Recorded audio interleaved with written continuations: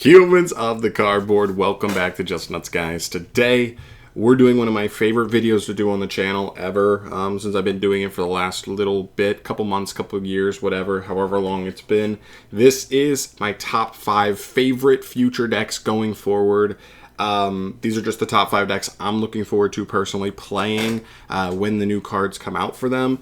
Whether it's a brand new archetype or an older archetype that's getting support that really takes them to the next level. Those are the qualifications to make this list. Just a really fun, video to make. And one of my favorite things about this video is it gets really good spark of conversation in the comments section, because as cool as it is for me to show you guys my list, I also want to hear from you guys. I love seeing your guys' list, what you guys are looking forward to the most. It's just a really fun thing for me. So a couple stipulations for this list. One, this is not including Age of Overlord. That set drops in 3 to 5 days, depending on how close you are to an OTS store. So that stuff's almost essentially out. So I'm not really including stuff that's coming from there. That stuff is almost just playable already. 2, this is my personal list. This is my opinion, obviously. So feel free to disagree. Just leave your list down in the comments section below. And other than that, I think that's basically it. Yeah, that's basically it. So let's get into it. We're going to start from bottom to top here. I don't want to show you guys the options because that'll kind of give you hints on what's coming up here. But number 6 here, or honorable mentions, stuff that didn't quite make the list but was close for me. Number 1 is Magispector. I still think it's cool. I'm still excited to kind of mess around with this stuff a little bit. But I think there's some key things here. One, I just don't think it's 100% guaranteed that Konami unbans Kieran. I think it's likely, and I think they should. I just don't think it's 100%, so it's kind of hard. If Kieran doesn't get unbanned, I may not mess with the stuff at all. And also, I still think that it kind of shares a lot of the key problems that all Pendulum decks have. Going first, they can make a juggernaut of a board, but going second, they just really can't push into interaction all that well. So I still have big questions about them. But I do still think they're cool. They're still one of my more preferred Pendulum archetypes. But for me, it's a pass on this list for right now. Oh, that's the other thing. This is a snapshot in time right this second. That was the other stipulation I want to clear with you guys. This is exactly how I feel right this second. We're still getting 35 more cards for Phantom Nightmare. We haven't gotten the Ritual Beast stuff revealed. We have so much stuff on the horizon. So, this could change on a whim. If we get Subterra cards tomorrow, boom, that would be top of the list for sure, because you guys know how much I love them.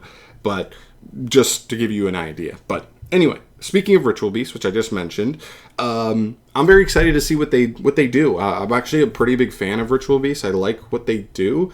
But seeing as though we haven't actually had the new cards revealed yet, I just don't know the direction they're going to go in. I don't know if the support's actually going to be good enough to make them rogue, so I cannot willingly put them on the list just yet. So, honorable mentions there. And I guess one more other honorable mention that I just don't have a picture for. The new TCG exclusive Pyro archetype.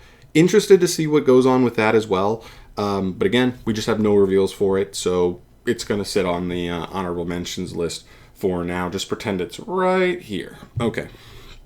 So now moving into our actual top 5 list. Starting with number 5, Momento. Really, really cool archetype. I love the idea behind Konami making this archetype. The fact that it is taking old vanilla monsters, revamping them, and letting them shine in an actual deck is really cool. My trepidation here is that I just don't think the deck's all that good just yet. I think it has some tools. I think it has some cool stuff.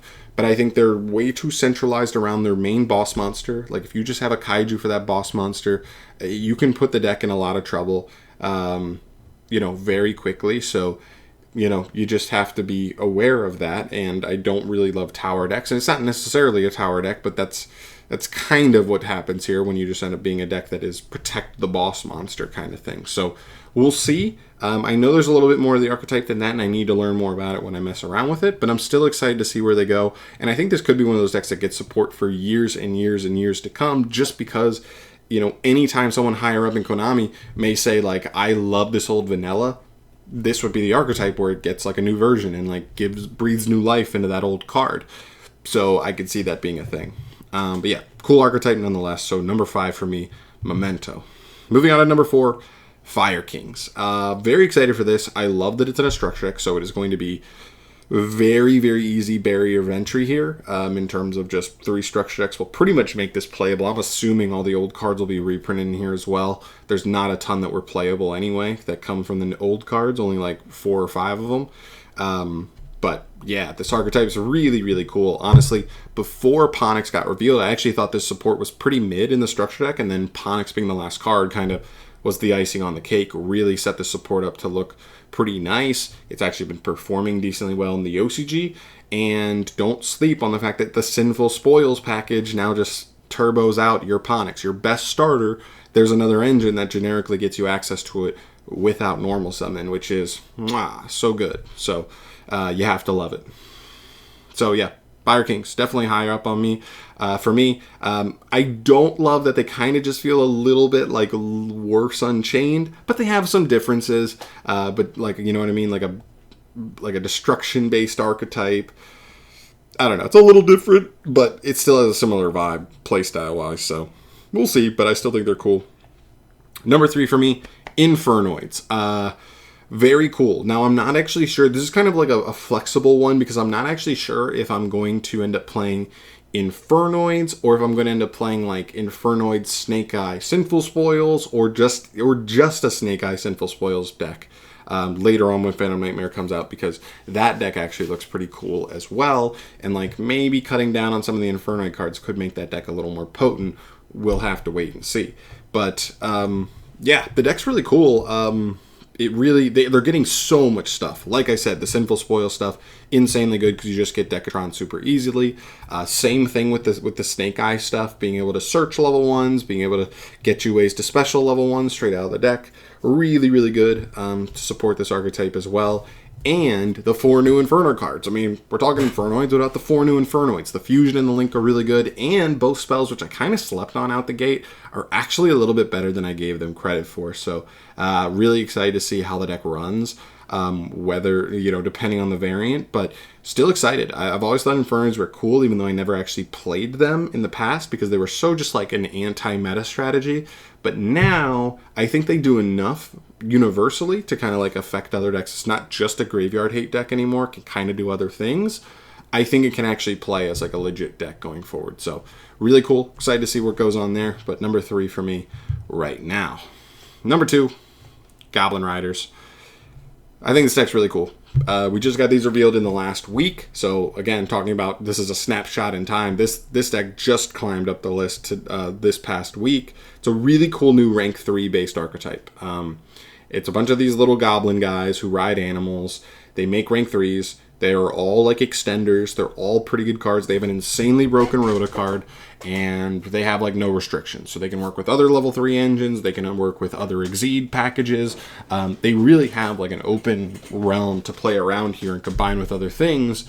We're just not sure what exactly the best way is yet.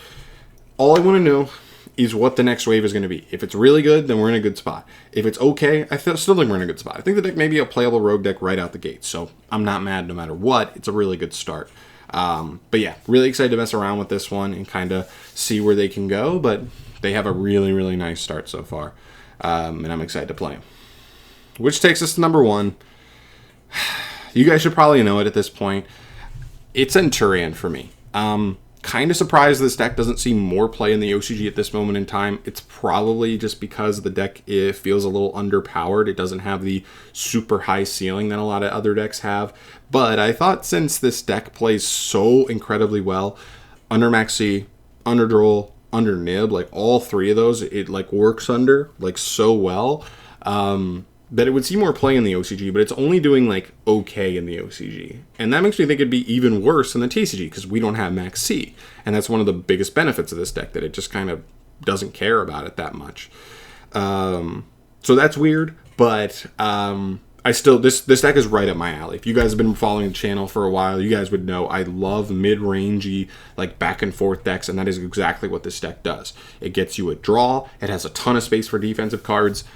It can make really cool different synchros that like maybe haven't had a ton of shine so far, and they grind incredibly well. So that is right up my alley. I cannot wait to mess around with this deck.